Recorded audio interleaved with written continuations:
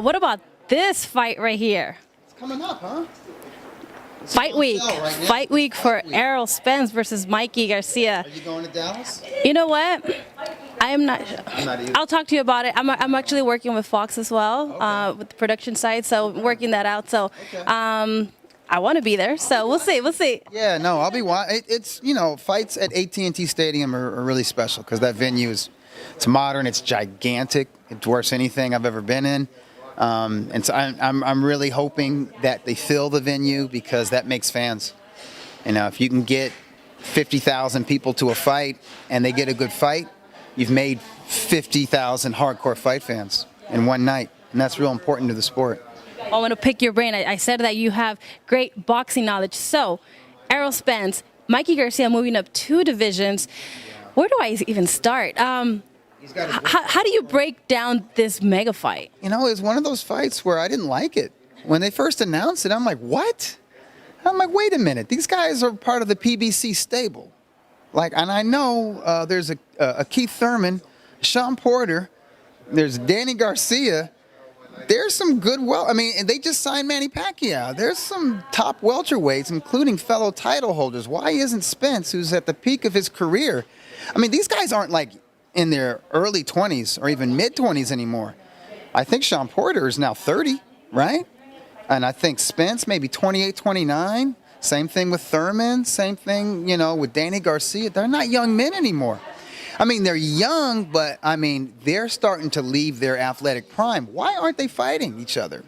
And I know Thurman fought Porter and fought Garcia, but he has no momentum in his career because he's one time a year. So, it's and he's had injuries and he got married and, whatever. He's going on spirit journeys over in the Orient, and that's all good. But, these guys are the top welterweights, along with Terrence Crawford, this cat. And now there's politics. He has promotional and network affiliations that make it difficult for him to fight in Errol Spence. But within the PBC universe, I'm like, man, let's get these top. Let's see Spence in with a top welterweight, not a top lightweight.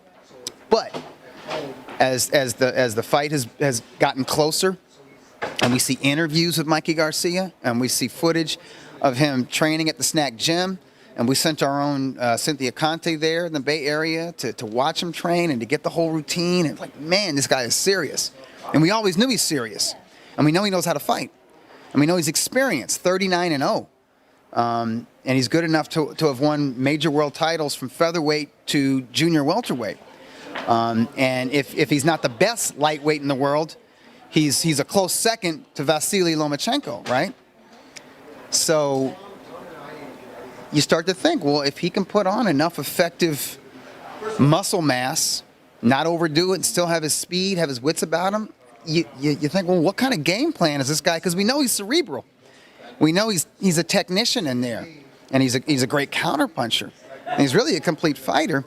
And then you start looking at Spence's resume, and you're like, well, who's the best guy you fought? Don't you think hands down it's Kell Brook?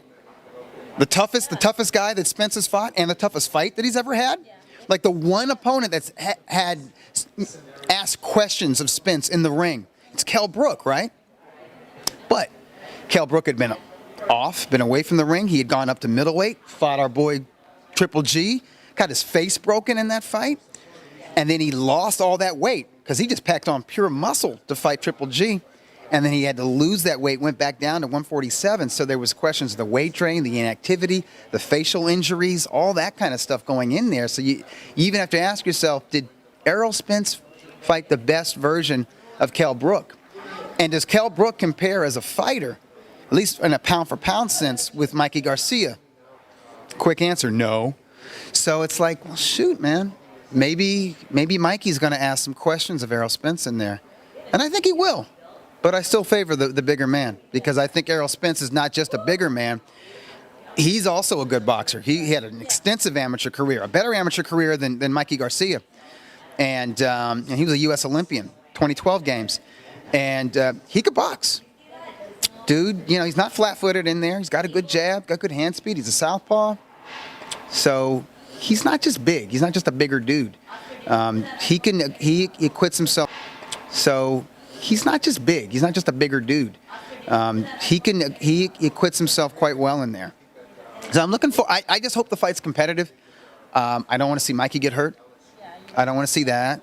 So I mean, if it starts to become grueling and punishing, I hope his corner does the right thing. And I know it's hard for them to do that because the Garcias are very proud, and they're not just proud; they're proud boxing people. They're a boxing family, and it's hard for them. It's and I know this because I covered Robert's career. It was hard for him to quit. It was hard. He could be in a brutal fight. I've even seen him in brutal sparring sessions where like the nose looks broken and blood everywhere. They don't stop. No, and it's like the old man Eduardo came from that migrant worker background where it's like that's work, that's life. It's hard, and you don't quit. You can't quit. You can't. I'm sure Eduardo says, well, if I quit when things got tough, picking strawberries or whatnot, we didn't have food on the table. I never quit. They got that mentality, man. So I hope, but they're a little more well off now. They've had some money for a while, so yeah, maybe now,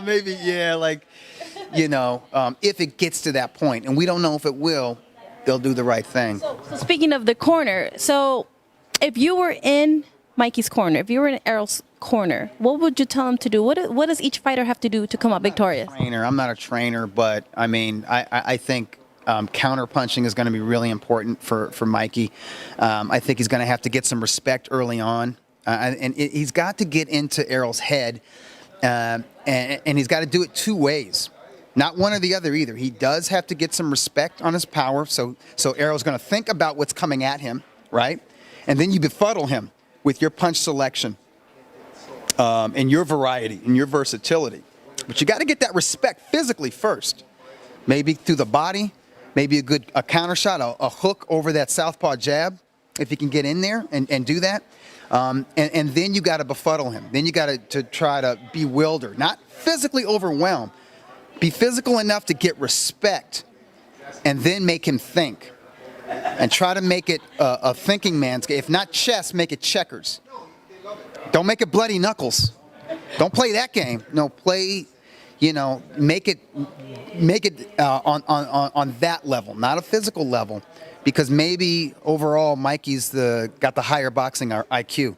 It remains to be seen. I mean, that's my whole thing. I'm sticking with Spence, the favorite, because I'm saying Spence is a good boxer.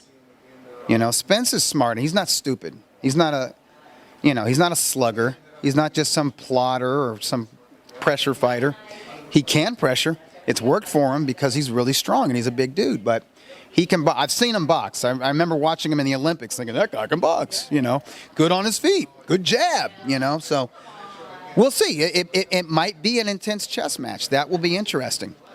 If it is, though, my hunch is that the size and power of Spence will tell over the duration of the fight, and he'll kind of take over the tail end of the fight. We will definitely see this Saturday night. Dougie, thank you so much for taking the time and breaking down all of these fights. There's so many more. We could stay here hours and keep talking, but make sure you guys catch these the Ring magazines. Beautiful. There we go. Terrence Crawford. I don't have any yet. You don't have either of these? No, I don't. No, I need to get the hookup. Thank you. There we go. There you go. You guys make sure Terrence Crawford, Spence Garcia. There you go. All right. Keep them in the bags. If you want collectibles, I'll give you another copy of each. You keep in the bag like a nerd comic book collector. But no, definitely open these bags up and read them. There's good stuff in there. I will. Thank you. Thank you so much. Appreciate it. And till next time, I'll pick your brain next time too. Thank you so much. How many of you have had a job and you wake up and you say, oh, I don't want to go to that place today? Now you're here at UEI. You have the courage to come here, and we're here to help you.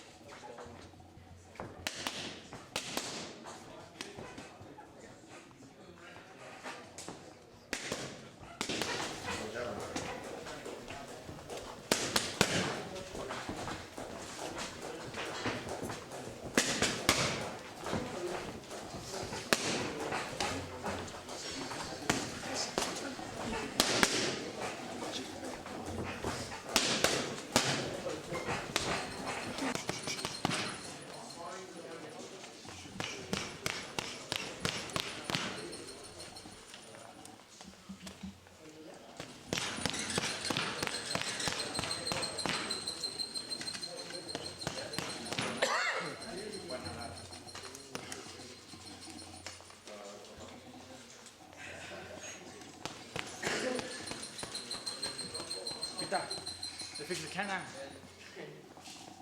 Fixed it.